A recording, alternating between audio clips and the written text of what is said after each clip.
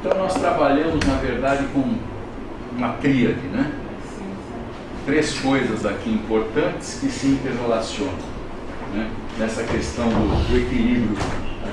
Pode ser quebrado ou não, né? Nós trabalhamos com aspectos relacionados ao indivíduo, aspectos relacionados ao ambiente,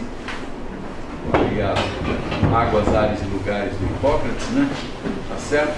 E com agentes causadores de doença, determinados fatores que são indutores de doença, né?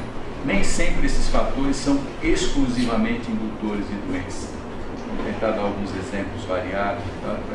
Porque nem sempre esses agentes são apenas indutores de doença. Depende às vezes de dose, né? Certo? Mas nós trabalhamos sempre com esses 3 elementos aqui, esses 3 vértices desse triângulo de interação. E é a partir daqui que nós vamos construir, então, a história natural de toda e qualquer doença, disfunção, lesão, etc., que atinge uma pessoa e, somadas, atinge muitas pessoas, ou seja, podem atingir uma determinada população, mais geral ou mais específica, né? A geração do que a gente chama de geração do estímulo de doença, então, nessa tríade que eu citei, eu vou analisar os fatores relacionados ao indivíduo. Potencial genético, tem pessoas que têm mais ou menos, têm heranças mais favoráveis a desenvolver este ou aquele, aquela disfunção, esta ou aquela doença, né? Até as doenças inteiramente genéticas ou predominantemente genéticas. Os hábitos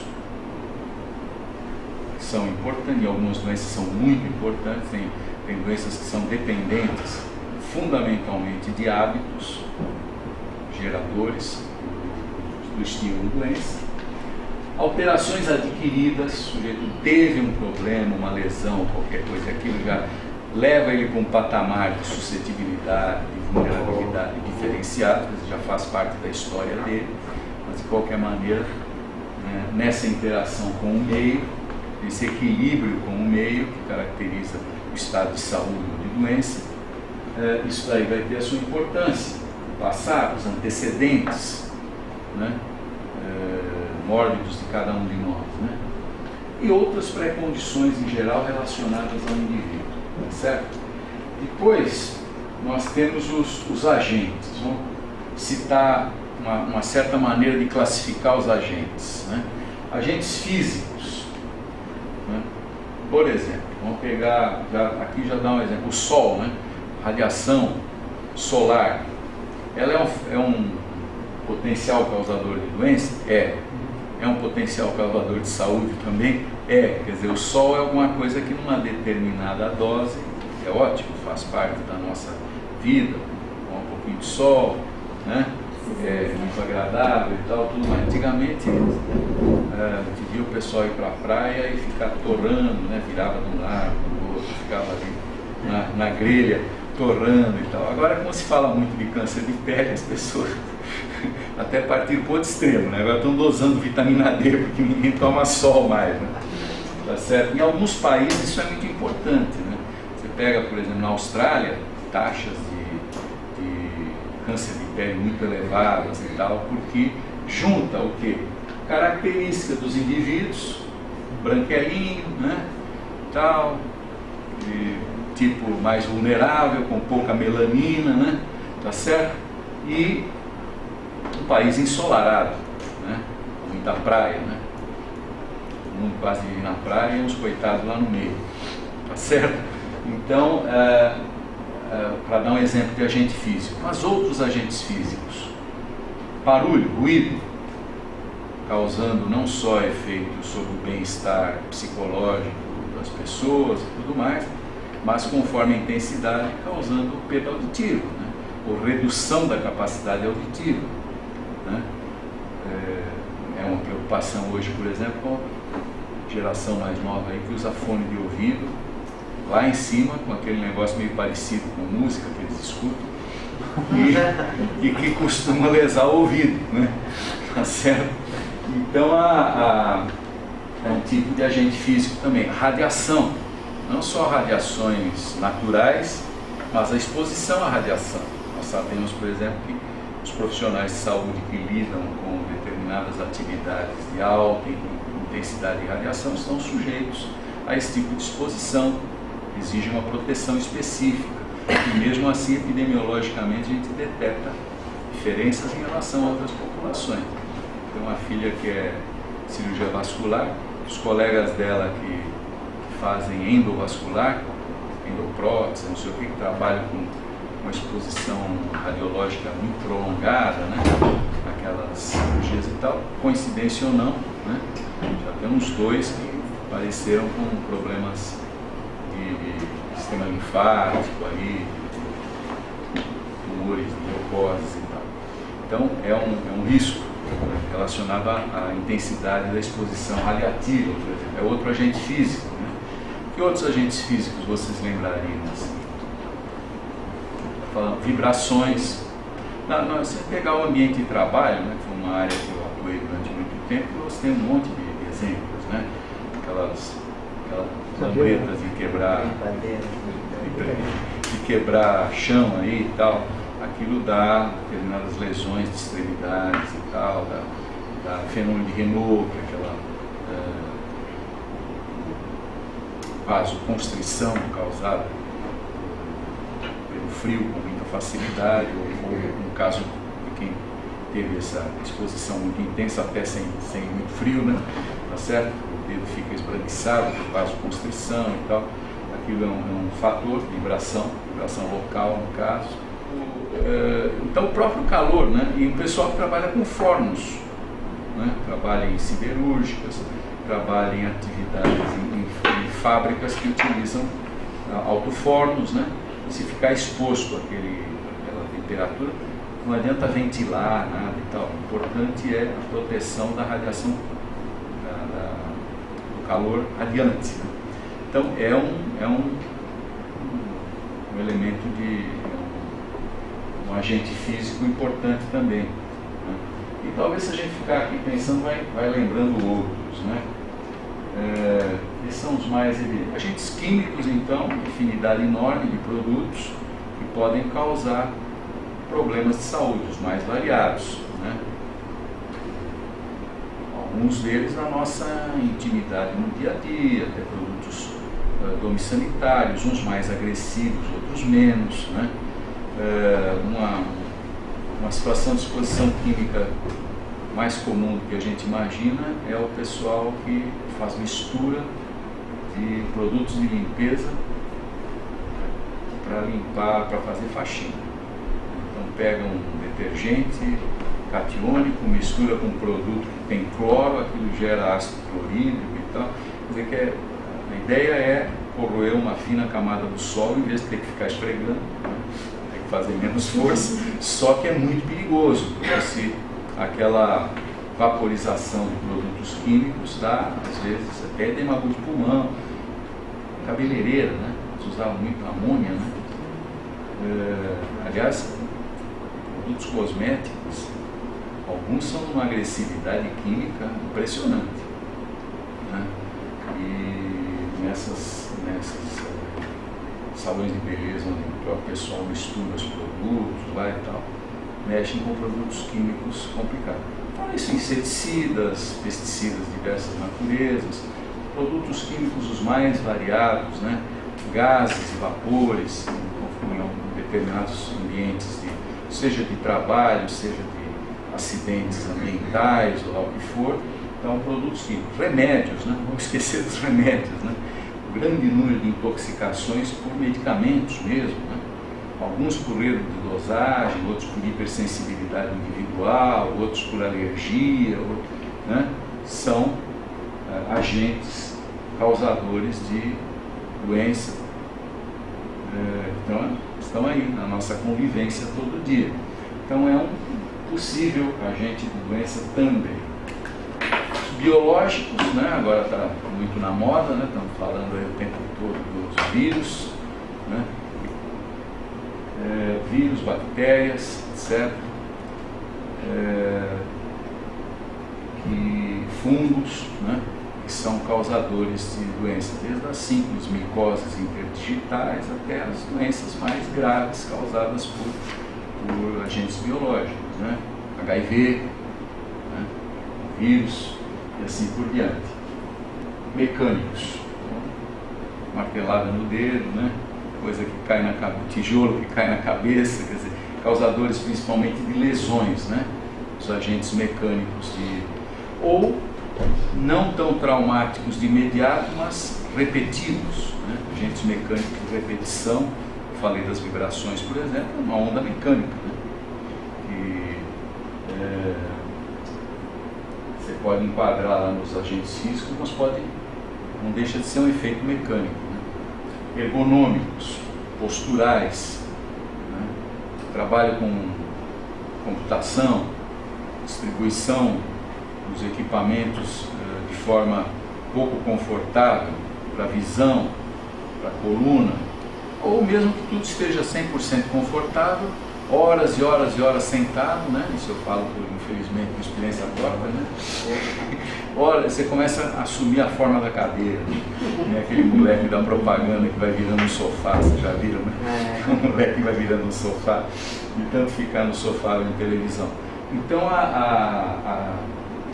são elementos de inadequação dos movimentos ou dos esforços ou das posturas em relação àquilo que nos é adequado, né? E o que a gente coloca no ambiente são os cofatores ambientais. Está mais frio, está mais calor, está mais úmido, está mais seco, clima, vetores, presença ou não de vetores, né? Nós não estaríamos preocupados com dengue, zika vírus, etc., se o vetor não existisse por aí, né? Se não houvesse o vetor. Então, a presença ou não desses vetores no ambiente, né? Para não pegar um caso tão dramático, não aqueles mosquitinhos vagabundos que não transmitem doença nenhuma conhecida, né? Esse mosquito comum, pernilongo comum, mas ele atrapalha o sono, né? Não deixa o cara dormir direito, né? Incomoda e tal. Às vezes dá alergia das crianças, principalmente, coçadura, etc. Então, vetores. Os recursos que estão disponíveis ou não no ambiente em que você está, falta de água, por exemplo, alimentação inadequada. Antigamente a gente tinha nessas regiões montanhosas muito aquele bócio endêmico, né? Por falta de iodo nos produtos de alimentação, porque os produtos eram mais ou menos regionais, né? Essas populações dessas regiões, eles comiam que eles plantavam ali no pedaço, né? Então não tinha iodo, então inventaram a história de colocar iodo no sal, né? Para evitar. Então, disponibilidade de assistência para interromper qualquer processo no seu início, ou fatores externos de um modo geral. Então, a integração de todo esse quadro aqui é aquilo que vai nos dar o panorama em que o estímulo gerador de uma doença pode surgir ou não, ou tem maior probabilidade de surgir ou não. É o encontro desses três elementos, desses três vértices aí que nós identificamos nesse diapositivo, né? E aqui vem então o esquema geral, né, do que seria quando a gente classifica a história natural de uma moléstia, qualquer, né? Pode enquadrar aqui. Então nós começamos aqui, né, no encontro daqueles fatores e cofatores todos que nós comentamos agora, né? Esse triângulozinho aqui. Nós começamos aqui. Pode ser gerado estímulo doença ou não, né? Maior ou menor probabilidade, maior ou menor suscetibilidade, tudo aquilo que nós comentamos no esqueminha anterior, né? Então, isso daqui, essa situação, é aquilo que nós denominamos de período pré-patogênico, ou seja, o estímulo doença não foi gerado ainda, né? Nós sabemos que ele potencialmente está presente aqui nessa situação, uma determinada população, determinadas pessoas, mas no momento em que esse estímulo doença ainda não foi gerado, ainda não foi produzido, que não quer dizer que ele não tenha tido eventualmente algum tipo de contato, né, com com o sol, por exemplo, tal, mas não foi gerado o estímulo inicial de um câncer de pele, né? Ou de uma ceratose actínica, para pegar uma coisa mais branda, né? Que são aquelas manchas que a gente vai adquirindo ao longo do tempo, né? Tá certo? Então, isso é o que nós chamamos de período pré-patogênico. No período pré-patogênico não existe a doença ainda. Existe a possibilidade, existe o ambiente potencialmente causador da doença. Então, aqui é onde nós fazemos aquilo que vocês já ouviram falar, provavelmente bastante, que é a prevenção primária. Então, a prevenção primária, ela é feita antes do estímulo doença, né? É a prevenção por excelência, né? Uma tentativa de prevenir que o indivíduo nem inicie o processo de doença, né? E como é que nós agimos aqui na faixa de baixo? A gente tem os mecanismos de atuação. Como é que nós agimos nessa fase pré-patogênica? Através de 2 níveis de prevenção, né? Chamada promoção de saúde e o segundo nível chamado de proteção à saúde. O que é um, o que é outro?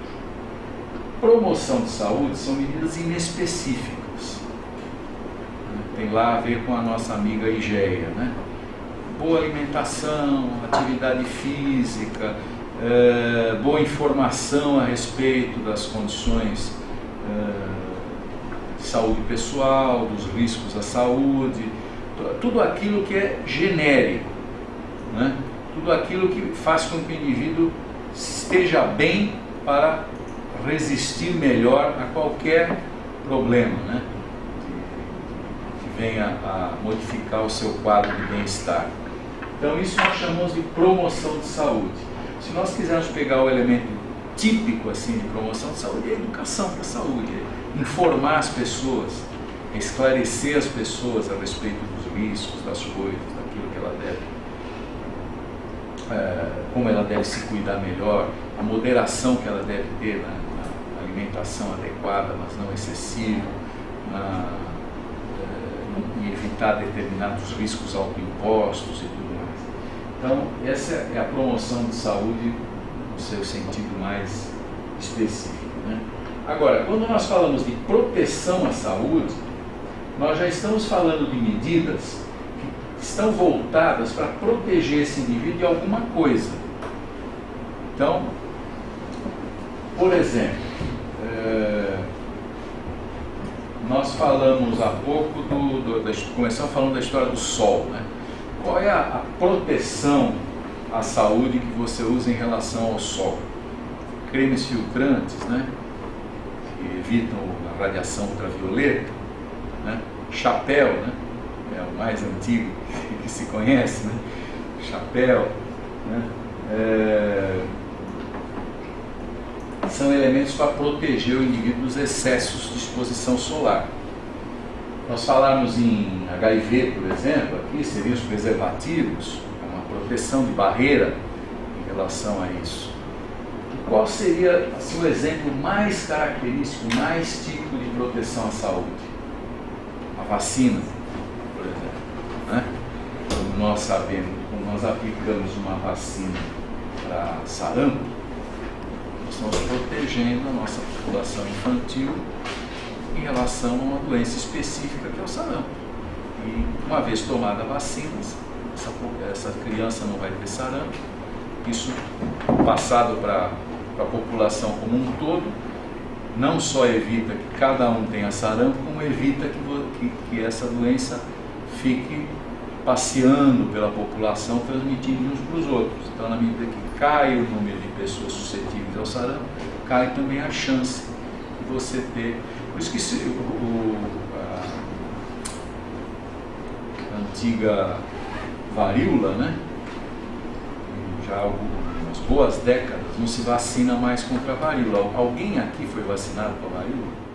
Então a vacina é o exemplo mais pronto e acabado de proteção à saúde, né? É uma barreira imunológica em relação à doença, determinado risco desse panorama aqui que nós descrevemos. Para cada uma dessas doenças nós temos uma descrição de panorama aqui, né?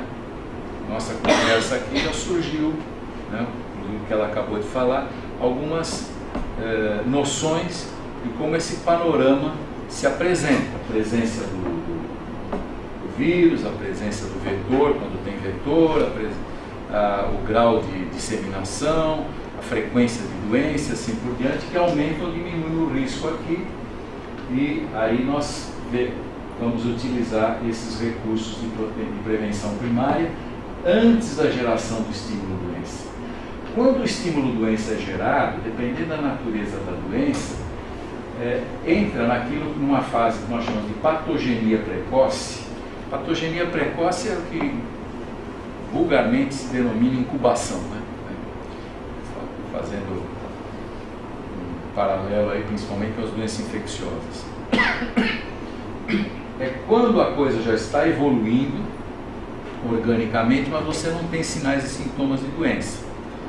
Então é chamada patogenia precoce. É claro que isso daqui é maior ou menor dependendo de que doença nós estamos falando.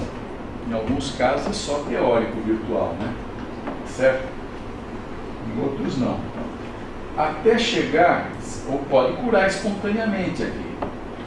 Só na tuberculose, por exemplo, muita gente tem complexo primário de tuberculose, nunca teve tuberculose, certo? Nunca desenvolveu doença propriamente, mas chegou a ter a formação do complexo primário no pulmão e não evoluiu, né?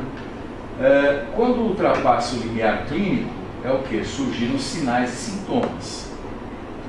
Quando surgem sinais e sintomas, ultrapassou aquilo que a gente denomina de limiar clínico, né?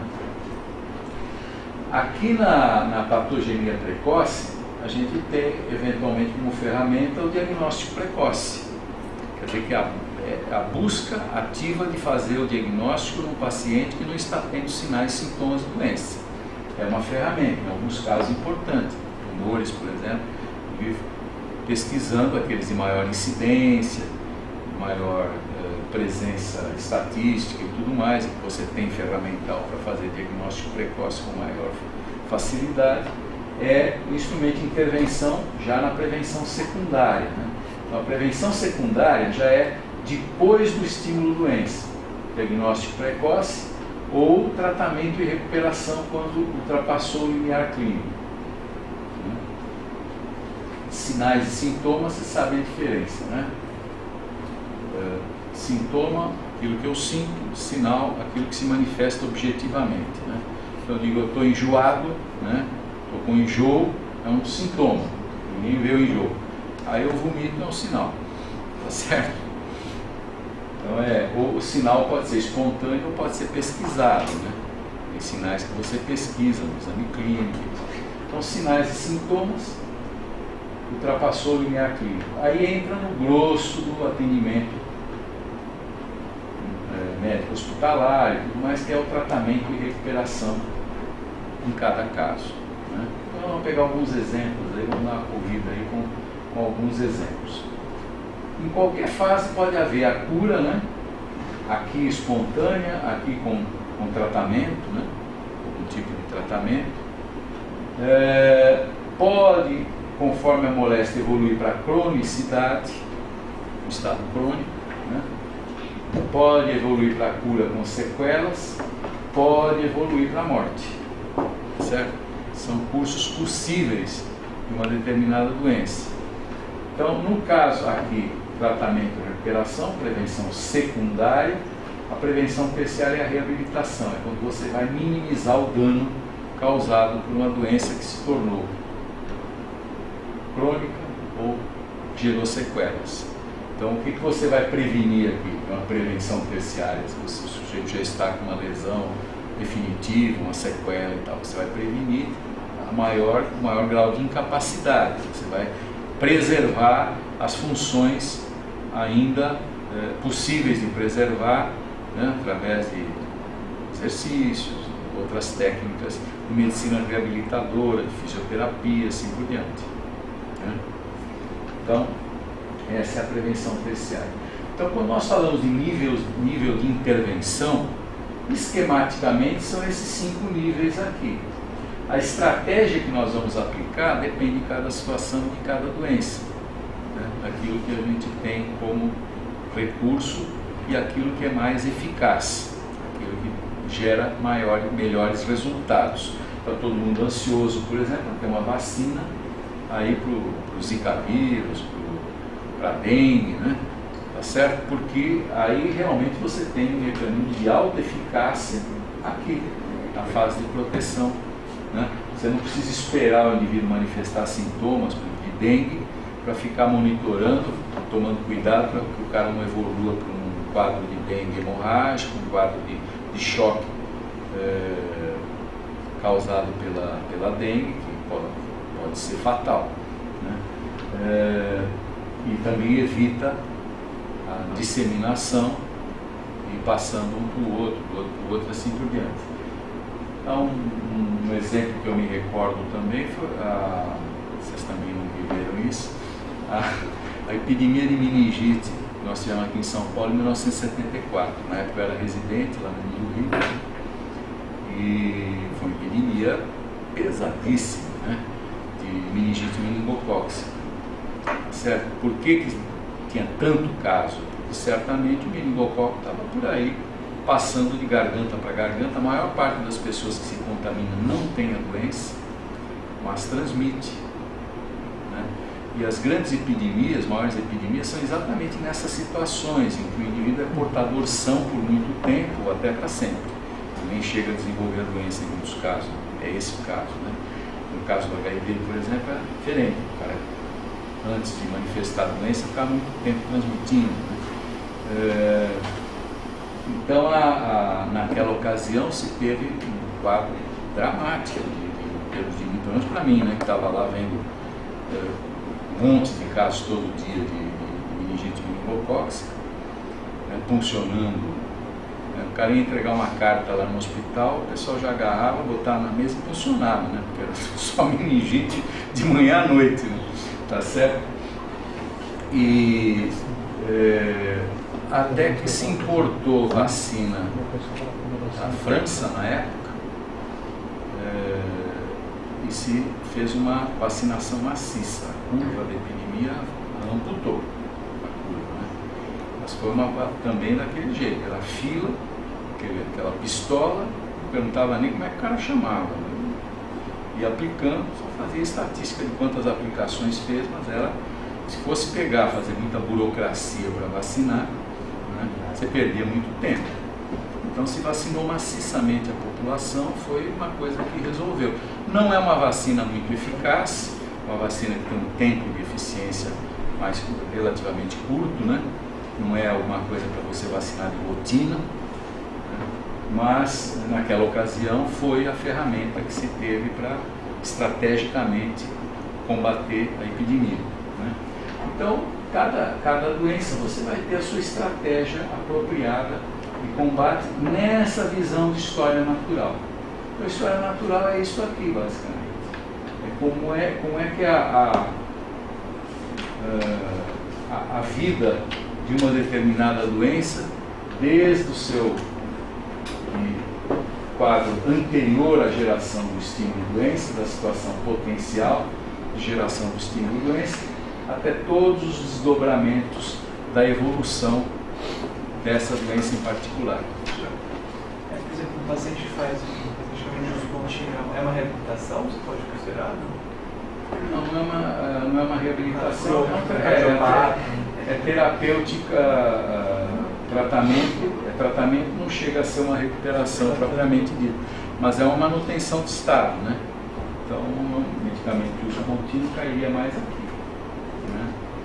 Reabilitação, geralmente a gente fala mais nesses aspectos relacionados a lesões, a coisas desse tipo, ou mesmo para doenças. Se pegar um que usa medicamento como o diabético, por exemplo, ele tem eventualmente consequências da diabetes que requerem um suporte de reabilitação, né?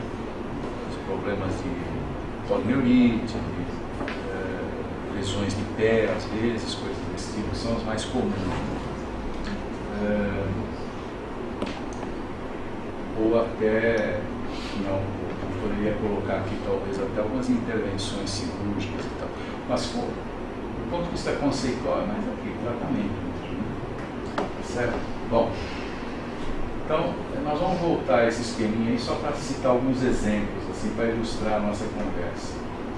Da onde veio o conhecimento para a gente montar a história natural de uma moléstia? Como é que nós fazemos para... Mas, então a vacina é o exemplo mais pronto e acabado de proteção à saúde, né? É uma barreira imunológica em relação à doença, determinado risco desse panorama aqui que nós descrevemos. Para cada uma dessas doenças nós temos uma descrição de panorama aqui, né? Nossa conversa aqui já surgiu, né, do que ela acabou de falar, algumas noções de como esse panorama se apresenta. A presença do vírus, a presença do vetor, quando tem vetor, o grau de disseminação, a frequência de doenças, assim por diante, que aumentam ou diminuem o risco aqui. E aí nós vamos utilizar esses recursos de prevenção primária antes da geração do estímulo-doença. Quando o estímulo-doença é gerado, dependendo da natureza da doença, entra numa fase que nós chamamos de patogenia precoce.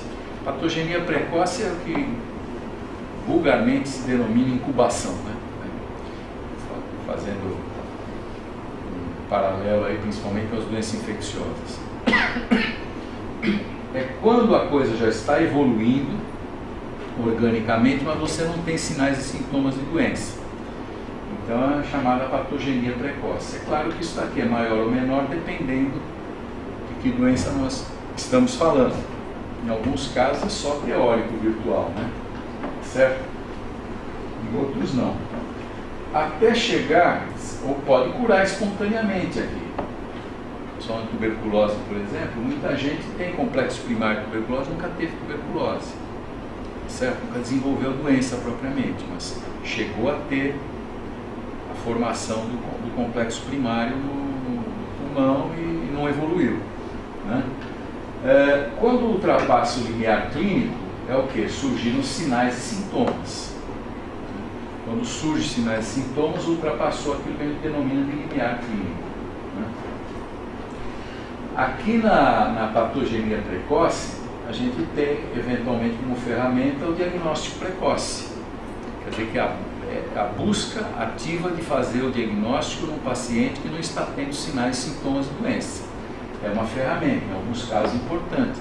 Tumores, por exemplo, pesquisando aqueles de maior incidência, maior presença estatística e tudo mais, que você tem ferramental para fazer diagnóstico precoce com maior facilidade, é o instrumento de intervenção já na prevenção secundária, né? Então a prevenção secundária já é depois do estímulo-doença, diagnóstico precoce ou tratamento e recuperação quando ultrapassou o limiar clínico. Sinais e sintomas, você sabe a diferença, né? Sintoma, aquilo que eu sinto; sinal, aquilo que se manifesta objetivamente, né? Então eu digo, eu estou enjoado, né? Estou com enjoo, é um sintoma, ninguém vê o enjoo. Aí eu vomito, é um sinal, tá certo? Então o sinal pode ser espontâneo ou pode ser pesquisado, né? Tem sinais que você pesquisa no exame clínico. Então sinais e sintomas, ultrapassou o limiar clínico. Aí entra no grosso do atendimento médico hospitalar e tudo mais, que é o tratamento e recuperação em cada caso, né? Então vamos pegar alguns exemplos aí, vamos dar uma corrida aí com alguns exemplos. Em qualquer fase pode haver a cura, né? Aqui espontânea, aqui com tratamento, né? Algum tipo de tratamento. Pode, conforme a moléstia, evoluir para a cronicidade, o estado crônico, né? Pode evoluir para a cura com sequelas, pode evoluir para a morte, certo? São cursos possíveis de uma determinada doença. Então, no caso aqui, tratamento e recuperação, prevenção secundária. A prevenção terciária é a reabilitação, é quando você vai minimizar o dano causado por uma doença que se tornou crônica ou gerou sequelas.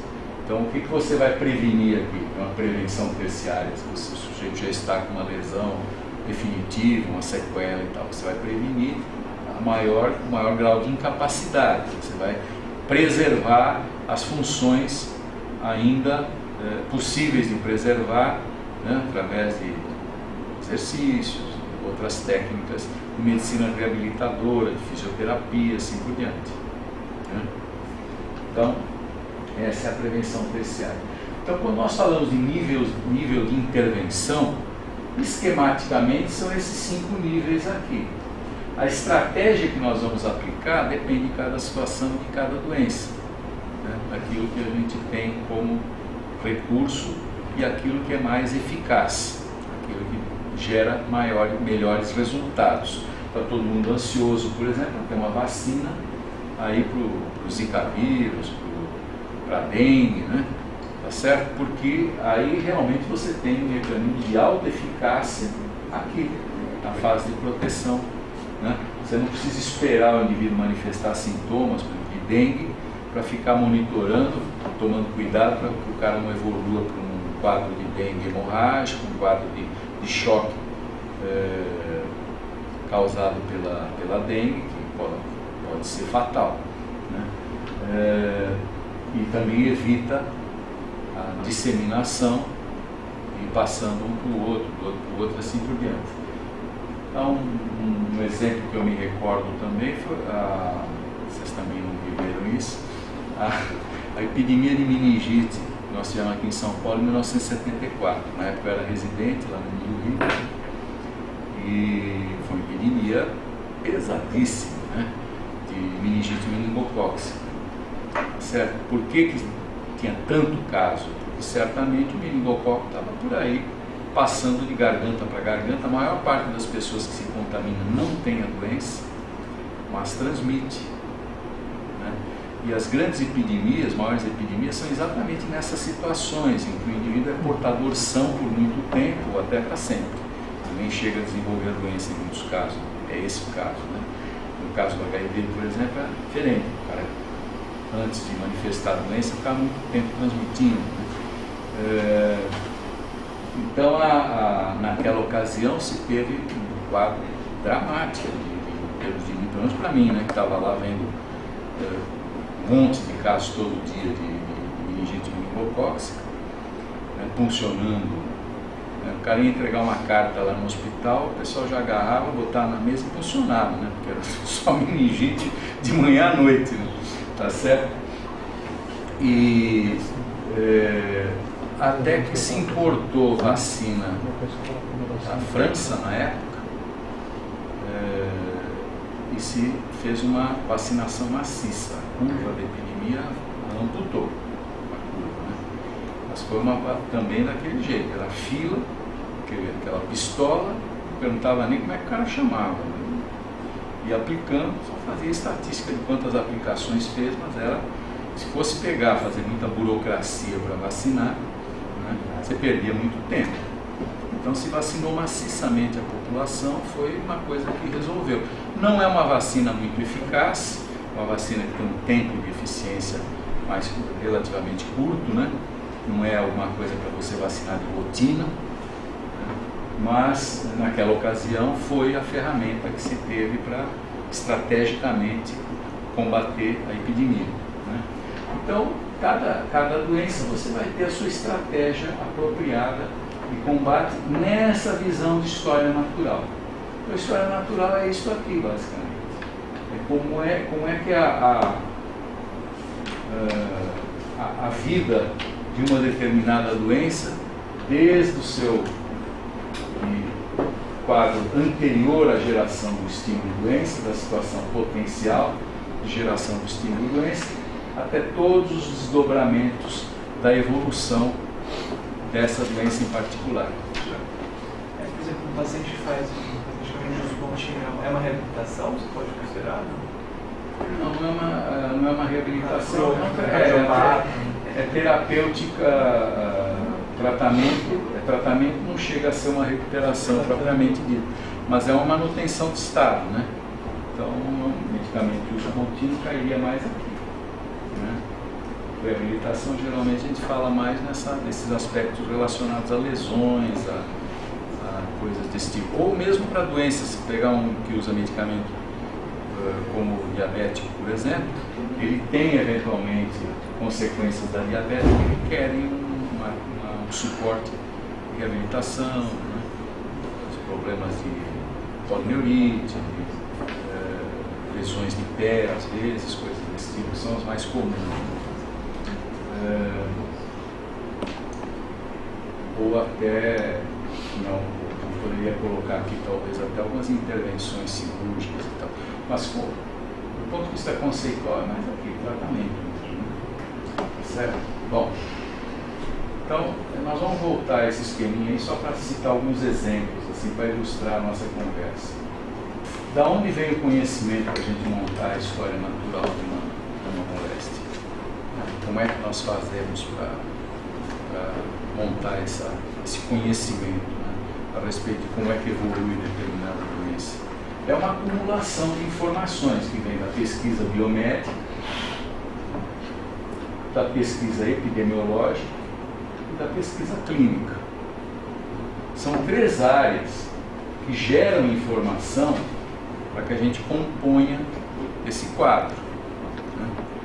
Cada um com o seu método próprio de trabalho, mas eu coloquei aqui nesse esqueminha aqui com as setinhas e tal, porque eles necessariamente se interrelacionam.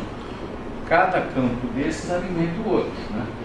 Se eu tenho informações de caráter epidemiológico, elas podem gerar da minha parte, está vendo agora, por exemplo, a pesquisa biomédica voltada aí para o Zika, né? Pesquisando onde é que está o vírus, se está no líquido amniótico, se não está, né?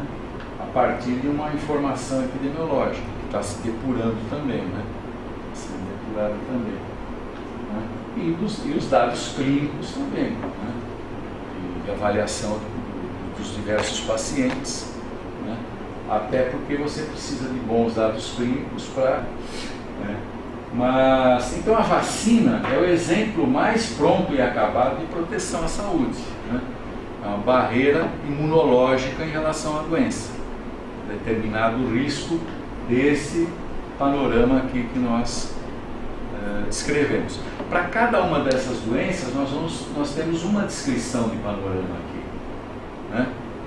Nossa conversa aqui já surgiu, né, do que ela acabou de falar, algumas noções de como esse panorama se apresenta, a presença do vírus, a presença do vetor, quando tem vetor, o grau de disseminação, a frequência de doença, assim por diante, que aumenta ou diminui o risco aqui, e aí nós vamos utilizar esses recursos de prevenção primária antes da geração do estímulo-doença.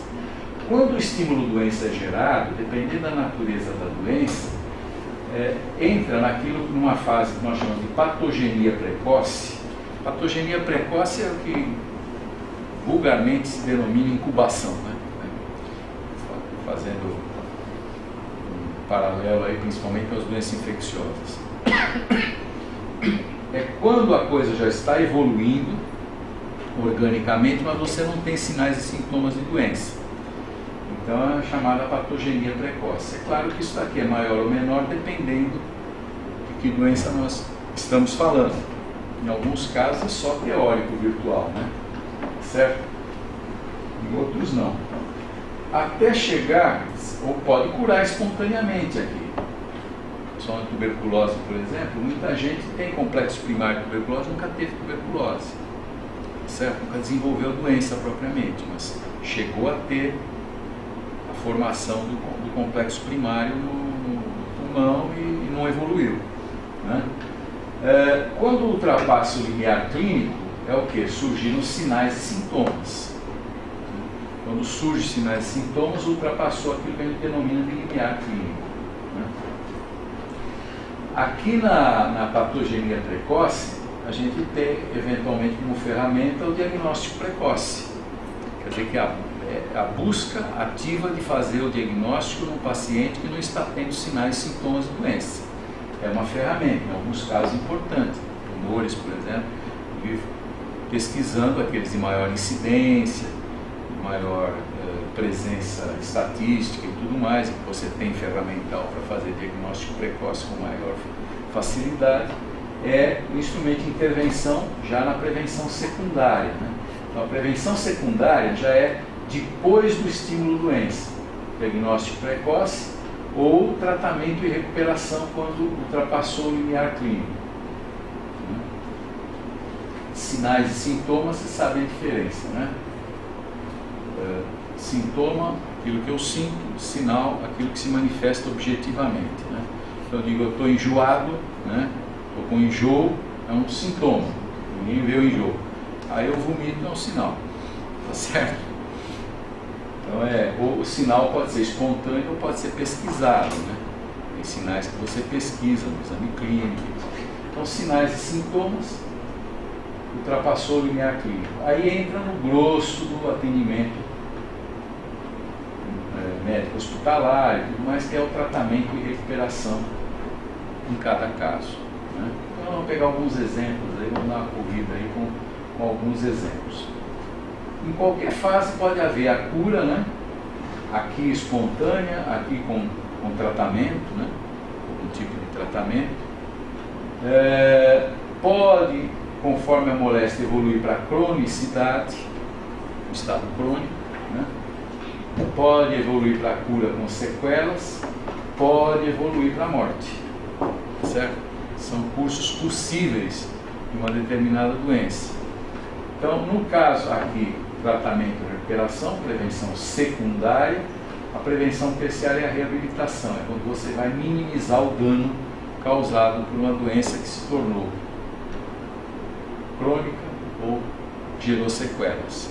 Então, o que você vai prevenir aqui? Uma prevenção terciária, se o sujeito já está com uma lesão definitiva, uma sequela e tal, você vai prevenir o maior grau de incapacidade, você vai preservar as funções ainda possíveis de preservar, né, através de exercícios, outras técnicas de medicina reabilitadora, de fisioterapia, assim por diante, né?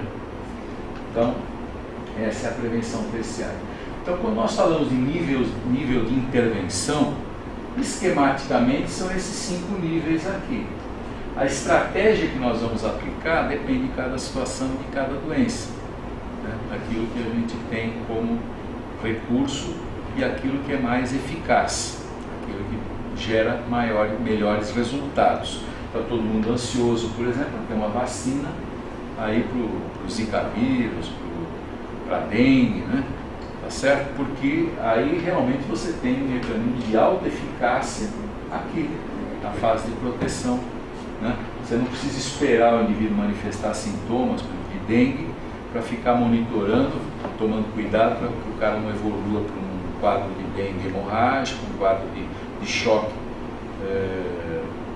causado pela dengue, que pode ser fatal, né? E também evita a disseminação e passando um para o outro, do outro para o outro, assim por diante. Então, um exemplo que eu me recordo também foi, vocês também não viveram isso, a epidemia de meningite que nós tivemos aqui em São Paulo em 1974. Na época eu era residente lá no Rio, e foi uma epidemia pesadíssima, né, de meningite meningocócica. Certo? Por que tinha tanto caso? Porque certamente o meningococo estava por aí, passando de garganta para garganta. A maior parte das pessoas que se contaminam não tem a doença, mas transmite, né? E as grandes epidemias, maiores epidemias, são exatamente nessas situações em que o indivíduo é portador são por muito tempo ou até para sempre. Nem chega a desenvolver a doença em muitos casos. É esse o caso, né? No caso do HIV, por exemplo, é diferente. O cara, antes de manifestar a doença, ficar muito tempo transmitindo, né? Então, naquela ocasião, se teve um quadro dramático, pelo menos para mim, né, que estava lá vendo um monte de casos todo dia de meningite meningocócica, né, funcionando. O cara ia entregar uma carta lá no hospital, o pessoal já agarrava, botava na mesa e funcionava, né, porque era só meningite de manhã à noite, né? Tá certo? E até que se importou vacina da França na época,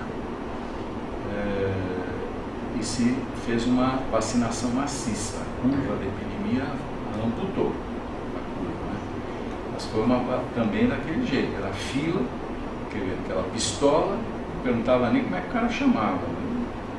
E aplicando, só fazia estatística de quantas aplicações fez, mas era, se fosse pegar, fazer muita burocracia para vacinar, né, você perdia muito tempo. Então se vacinou maciçamente a população, foi uma coisa que resolveu. Não é uma vacina muito eficaz, uma vacina que tem um tempo de eficiência mais relativamente curto, né? Não é alguma coisa para você vacinar de rotina, né? Mas naquela ocasião foi a ferramenta que se teve para estrategicamente combater a epidemia, né? Então, cada doença você vai ter a sua estratégia apropriada de combate nessa visão de história natural. Então, a história natural é isso aqui, basicamente. É como é que a vida de uma determinada doença, desde o seu quadro anterior à geração do estímulo-doença, da situação potencial de geração do estímulo-doença, até todos os desdobramentos da evolução dessa doença em particular. Por exemplo, o paciente faz praticamente um contínuo, é uma reabilitação, você pode considerar? Não é uma reabilitação, é terapêutica, tratamento não chega a ser uma recuperação propriamente dita, mas é uma manutenção de estado, né? Então, um medicamento de uso contínuo cairia mais aqui, né?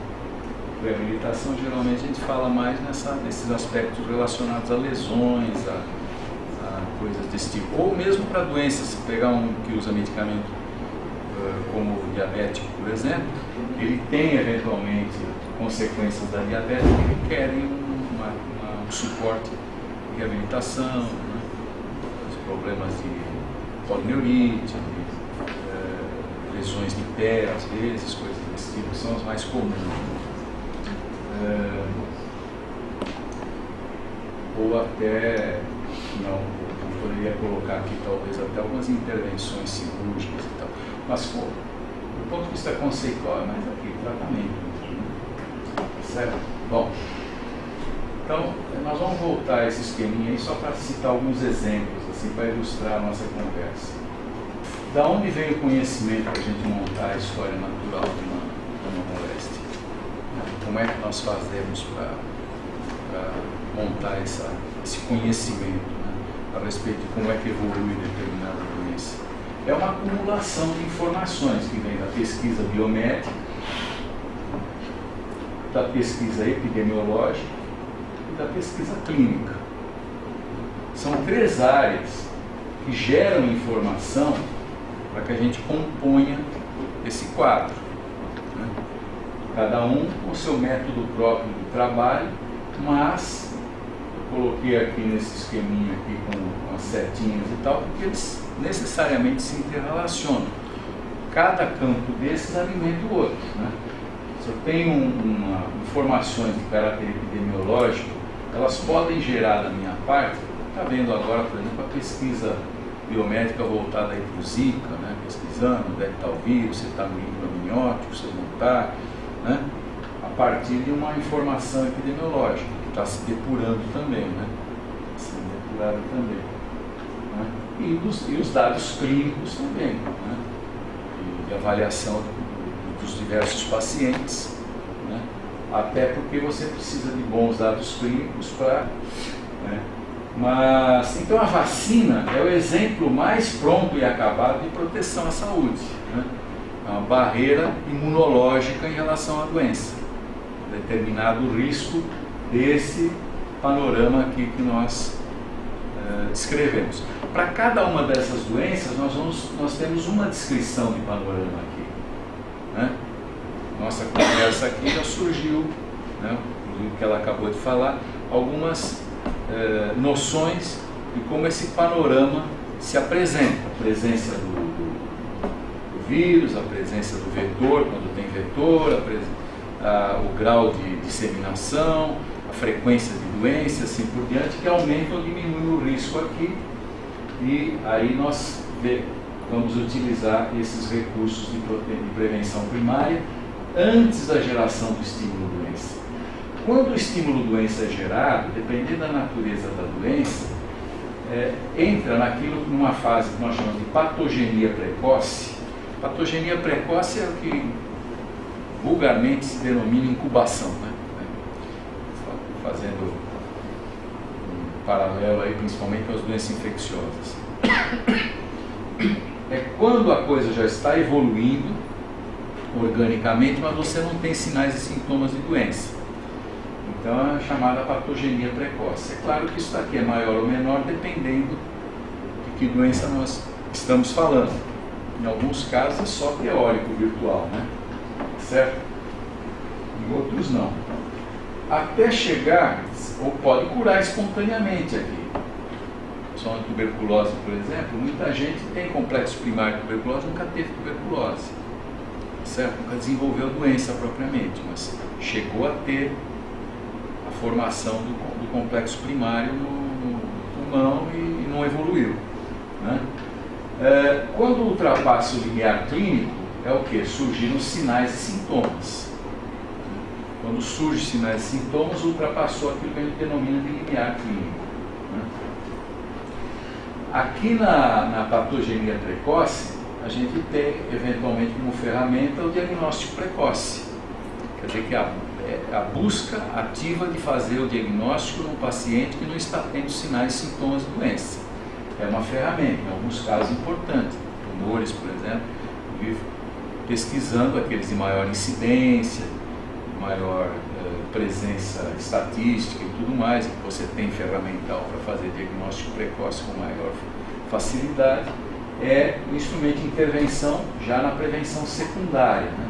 Então, a prevenção secundária já é depois do estímulo-doença, diagnóstico precoce ou tratamento e recuperação quando ultrapassou o limiar clínico, né? Sinais e sintomas, você sabe a diferença, né? Sintoma, aquilo que eu sinto; sinal, aquilo que se manifesta objetivamente, né? Então eu digo, eu estou enjoado, né? Estou com enjoo, é um sintoma, ninguém vê o enjoo. Aí eu vomito, é um sinal, tá certo? Então o sinal pode ser espontâneo ou pode ser pesquisado, né? Tem sinais que você pesquisa no exame clínico. Então sinais e sintomas, ultrapassou o limiar clínico. Aí entra no grosso do atendimento médico hospitalar e tudo mais, que é o tratamento e recuperação em cada caso, né? Então vamos pegar alguns exemplos aí, vamos dar uma corrida aí com alguns exemplos. Em qualquer fase pode haver a cura, né? Aqui espontânea, aqui com tratamento, né? Algum tipo de tratamento. Pode, conforme a moléstia, evoluir para a cronicidade, o estado crônico, né? Pode evoluir para a cura com sequelas, pode evoluir para a morte, certo? São cursos possíveis de uma determinada doença.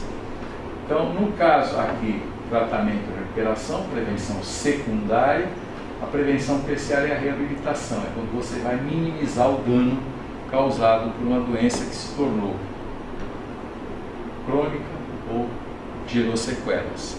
Então, o que você vai prevenir aqui? Uma prevenção terciária, se o sujeito já está com uma lesão definitiva, uma sequela e tal, você vai prevenir o maior grau de incapacidade, você vai preservar as funções ainda possíveis de preservar, né, através de exercícios, outras técnicas de medicina reabilitadora, de fisioterapia, assim por diante, né?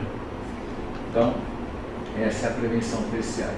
Então, quando nós falamos de nível de intervenção, esquematicamente são esses 5 níveis aqui. A estratégia que nós vamos aplicar depende de cada situação, de cada doença, né? Daquilo que a gente tem como recurso e aquilo que é mais eficaz, aquilo que gera melhores resultados. Está todo mundo ansioso, por exemplo, tem uma vacina aí para o Zika vírus, para a dengue, né? tá certo? Porque aí realmente você tem um mecanismo de autoeficácia aqui, na fase de proteção, né? Você não precisa esperar o indivíduo manifestar sintomas de dengue para ficar monitorando, tomando cuidado para que o cara não evolua para um quadro de dengue hemorrágico, um quadro de choque causado pela dengue, que pode ser fatal, né? E também evita a disseminação e passando um para o outro, do outro para o outro, assim por diante. Então, um exemplo que eu me recordo também foi, vocês também não viveram isso, a epidemia de meningite que nós tivemos aqui em São Paulo em 1974. Na época eu era residente lá no Rio, e foi uma epidemia pesadíssima, né, de meningite meningocócica. Certo? Por que tinha tanto caso? Porque certamente o meningococo estava por aí, passando de garganta para garganta. A maior parte das pessoas que se contaminam não tem a doença, mas transmite, né? E as grandes epidemias, maiores epidemias, são exatamente nessas situações em que o indivíduo é portador são por muito tempo ou até para sempre. Nem chega a desenvolver a doença em muitos casos. É esse o caso, né? No caso do HIV, por exemplo, é diferente. O cara, antes de manifestar a doença, fica muito tempo transmitindo, né? Então, naquela ocasião, se teve um quadro dramático, pelo menos para mim, né, que estava lá vendo um monte de casos todo dia de meningite meningocócica, né, funcionando. Né, o cara ia entregar uma carta lá no hospital, o pessoal já agarrava, botava na mesa e funcionava, né, porque era só meningite de manhã à noite, né, tá certo? E até que se importou vacina da França na época, e se fez uma vacinação maciça. A curva da epidemia amputou a curva, né? Mas foi também daquele jeito, era fila, aquela pistola, não perguntava nem como é que o cara chamava, né? E aplicando, só fazia estatística de quantas aplicações fez, mas era, se fosse pegar, fazer muita burocracia para vacinar, né, você perdia muito tempo. Então se vacinou maciçamente a população, foi uma coisa que resolveu. Não é uma vacina muito eficaz, uma vacina que tem um tempo de eficiência mais relativamente curto, né? Não é alguma coisa para você vacinar de rotina, né? Mas naquela ocasião foi a ferramenta que se teve para estrategicamente combater a epidemia, né?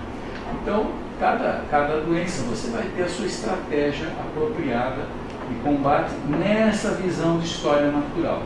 Então, a história natural é isso aqui, basicamente. É como é que a vida de uma determinada doença, desde o seu quadro anterior à geração do estímulo-doença, da situação potencial de geração do estímulo-doença, até todos os desdobramentos da evolução dessa doença em particular. Por exemplo, o paciente faz praticamente um pontinho, é uma reabilitação, você pode considerar? Não é uma reabilitação, é terapêutica, tratamento não chega a ser uma recuperação propriamente dita, mas é uma manutenção de estado, né? Então, um medicamento de uso contínuo cairia mais aqui, né?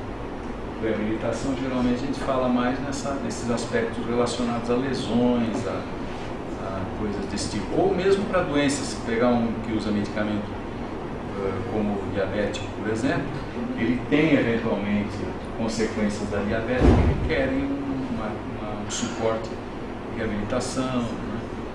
Os problemas de polineurite, lesões de pé, às vezes, coisas desse tipo, são as mais comuns.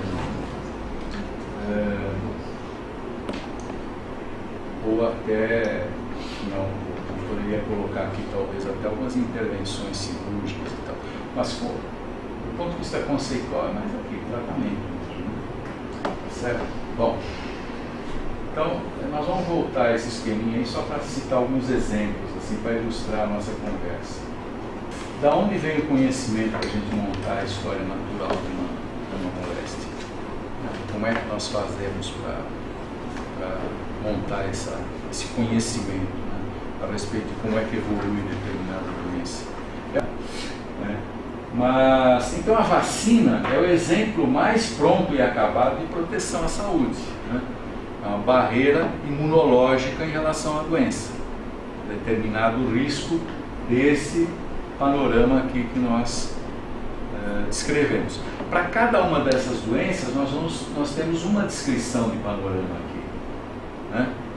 Nossa conversa aqui já surgiu, né, o que ela acabou de falar, algumas noções de como esse panorama se apresenta, a presença do vírus, a presença do vetor, quando tem vetor, o grau de disseminação, a frequência de doenças, assim por diante, que aumenta ou diminui o risco aqui, e aí nós vamos utilizar esses recursos de prevenção primária antes da geração do estímulo doença. Quando o estímulo doença é gerado, dependendo da natureza da doença, entra numa fase que nós chamamos de patogenia precoce. Patogenia precoce é o que vulgarmente se denomina incubação, né? Fazendo um paralelo aí principalmente com as doenças infecciosas. É quando a coisa já está evoluindo organicamente, mas você não tem sinais e sintomas de doença. Então é chamada patogenia precoce. É claro que isso daqui é maior ou menor dependendo de que doença nós estamos falando. Em alguns casos é só teórico virtual, né? Certo? Em outros não. Até chegar, ou pode curar espontaneamente aqui. Só na tuberculose, por exemplo, muita gente tem complexo primário de tuberculose, nunca teve tuberculose, certo? Nunca desenvolveu doença propriamente, mas chegou a ter a formação do complexo primário no pulmão e não evoluiu, né? Quando ultrapassa o limiar clínico, é o que? Surgiram sinais e sintomas. Quando surgem sinais e sintomas, ultrapassou aquilo que a gente denomina de limiar clínico, né? Aqui na patogenia precoce, a gente tem, eventualmente, como ferramenta, o diagnóstico precoce. Quer dizer que a busca ativa de fazer o diagnóstico num paciente que não está tendo sinais e sintomas de doença. É uma ferramenta, em alguns casos importante. Tumores, por exemplo, vivo pesquisando aqueles de maior incidência, maior presença estatística e tudo mais, e que você tem ferramental para fazer diagnóstico precoce com maior facilidade, é o instrumento de intervenção já na prevenção secundária, né? Então, a prevenção secundária já é depois do estímulo doença, diagnóstico precoce ou tratamento e recuperação quando ultrapassou o limiar clínico. Sinais e sintomas, você sabe a diferença, né? Sintoma, aquilo que eu sinto; sinal, aquilo que se manifesta objetivamente, né? Então eu digo, eu estou enjoado, né? Estou com enjoo, é um sintoma, ninguém vê o enjoo. Aí eu vomito, é um sinal, tá certo? Então o sinal pode ser espontâneo ou pode ser pesquisado, né? Tem sinais que você pesquisa no exame clínico. Então sinais e sintomas, ultrapassou o limiar clínico. Aí entra no grosso do atendimento médico hospitalar e tudo mais, que é o tratamento e recuperação em cada caso, né? Então vamos pegar alguns exemplos aí, vamos dar uma corrida aí com alguns exemplos. Em qualquer fase pode haver a cura, né? Aqui espontânea, aqui com tratamento, né? Algum tipo de tratamento. Pode, conforme a moléstia, evoluir para a cronicidade, o estado crônico, né? Pode evoluir para a cura com sequelas, pode evoluir para a morte, certo? São cursos possíveis de uma determinada doença. Então, no caso aqui, tratamento e recuperação, prevenção secundária. A prevenção terciária é a reabilitação, é quando você vai minimizar o dano causado por uma doença que se tornou crônica ou gerou sequelas. Então, o que você vai prevenir aqui? É uma prevenção terciária. Se o sujeito já está com uma lesão definitiva, uma sequela e tal, você vai prevenir o maior grau de incapacidade. Você vai preservar as funções ainda possíveis de preservar, né, através de exercícios, outras técnicas de medicina reabilitadora, de fisioterapia, assim por diante, né? Então, essa é a prevenção terciária. Então, quando nós falamos de nível de intervenção, esquematicamente são esses 5 níveis aqui. A estratégia que nós vamos aplicar depende de cada situação, de cada doença, né? Daquilo que a gente tem como recurso e aquilo que é mais eficaz, aquilo que gera melhores resultados. Está todo mundo ansioso, por exemplo, para ter uma vacina aí para o Zika vírus, para a dengue, né? Tá certo? Porque aí realmente você tem um mecanismo de alta eficácia aqui, na fase de proteção, né? Você não precisa esperar o indivíduo manifestar sintomas de dengue para ficar monitorando, tomando cuidado para que o cara não evolua para um quadro de dengue hemorrágico, um quadro de choque causado pela dengue, que pode ser fatal, né? E também evita a disseminação e passando um para o outro, do outro para o outro, assim por diante. Então, um exemplo que eu me recordo também foi, vocês também não viveram isso, a epidemia de meningite que nós tivemos aqui em São Paulo em 1974. Na época eu era residente lá no Rio e foi uma epidemia pesadíssima, né, de meningite meningocócica. Certo? Por que tinha tanto caso? Porque certamente o meningococo estava por aí, passando de garganta para garganta. A maior parte das pessoas que se contaminam não tem a doença, mas transmite, né? E as grandes epidemias, maiores epidemias, são exatamente nessas situações em que o indivíduo é portador são por muito tempo ou até para sempre. Também chega a desenvolver a doença em muitos casos. É esse o caso, né? No caso do HIV, por exemplo, é diferente. O cara, antes de manifestar a doença, ficar muito tempo transmitindo, né? Então, naquela ocasião, se teve um quadro dramático, pelo menos para mim, né, que estava lá vendo um monte de casos todo dia de meningite meningocócica, né, funcionando. O cara ia entregar uma carta lá no hospital, o pessoal já agarrava, botava na mesa e funcionava, né, porque era só meningite de manhã à noite, né, tá certo? E até que se importou vacina da França na época, e se fez uma vacinação maciça. A curva da epidemia amputou a curva, né? Mas foi também daquele jeito, era fila, aquela pistola, não perguntava nem como é que o cara chamava, né? E aplicando, só fazia estatística de quantas aplicações fez, mas era, se fosse pegar, fazer muita burocracia para vacinar, né, você perdia muito tempo. Então se vacinou maciçamente a população, foi uma coisa que resolveu. Não é uma vacina muito eficaz, uma vacina que tem um tempo de eficiência mais relativamente curto, né?